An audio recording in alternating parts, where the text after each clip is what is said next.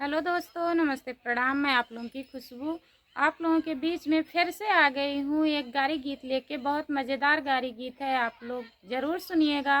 मंडप गारी गीत है। आप लोग को कैसा लगेगा आप लोग कमेंट के माध्यम से ज़रूर बताइएगा। और मैं इतनी मेहनत से गाना बनाती हूँ, आप लोग के बीच में सुनाती हूँ, आप लोग हमारा सपोर्ट नहीं करते हैं। प्लीज़ हमारा सपोर्ट करिए। मैं आप लोग से हाथ जोड़ के रिक्वेस्ट करती हूँ, प्लीज़ दोस्तों हमारा सपोर्ट करिए। ढेर सारा प्यारा आशीर्वाद दीजिए हमें। रोज रोज घूमत रहला हीरो बनी के, आज काहे बैठा बट दूल्हा बनी के।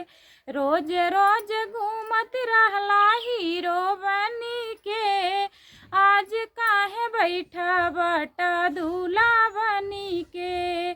गैया चरवला चरवाहवा बनी के, गैया चरवला चरवाहवा बनी के, आज काहे बैठा बटा दूल्हा बनी के। आज काहे बैठा बटा दूल्हा बनी के। रोज रोज घूमत रहला हीरो बनी के, आज काहे बैठा बटा दूल्हा बनी के। गौआ में घूमे लाया मारा बनी के, गौआ में घूमे लाया मारा बनी के, आज काहे बैठा बटा दूल्हा बनी के। आज काहे बैठा बटा दूल्हा बनी के।